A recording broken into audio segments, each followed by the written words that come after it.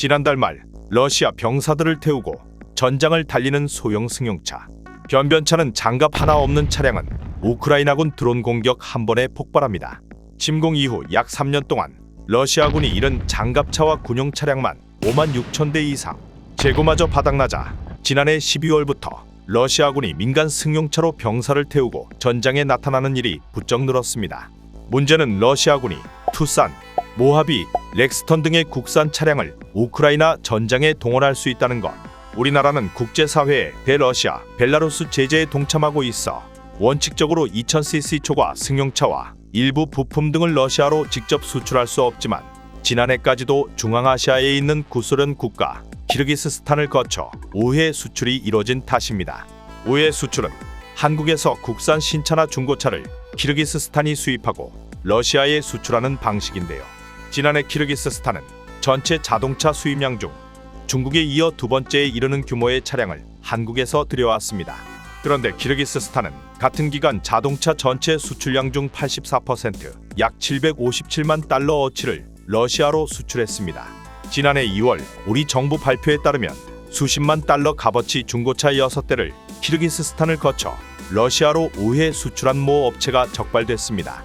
발표 이후에도 관세청과 해경은 키르기스스탄을 통한 자동차 우회 수출을 추가 적발해 수사 중인 상태입니다. 러시아 우회 수출 차량 1027대 중 국산차가 일부 섞여 들어간 겁니다. 이렇게 흘러들어간 국산 차량은 운송수단이 부족해 골프카트까지 활용 중인 요즘 러시아군에게 징발될 수 있습니다. 동원 기간인 현재 러시아에선 법령에 따라 법인은 군의 차량을 제공해야 할 의무가 있고 계엄령이 선포된 러시아 점령지 도네츠크와 루한스크, 자포리자, 헤르손주에선 개인 차량도 징발할 수 있습니다. 완성차보다 무게와 폭이 넓은 자동차 셰시가 우회 수출됐을 가능성도 있습니다.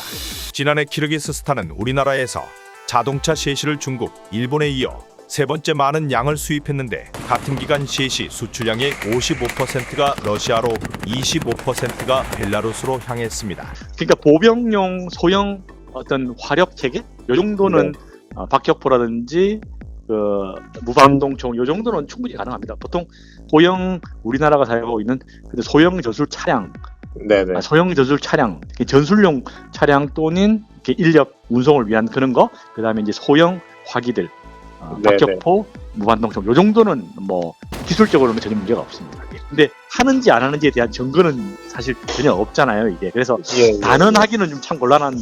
키르기스스탄은 최신 통계상 자국민 수요의 3배가 넘는 자동차를 수입하고 있습니다. 2022년 러시아의 우크라이나 침공 후 폭증하기 시작해 규제가 강화된 지난해까지도 성장한 한국의 대키르기스스탄 자동차 수출.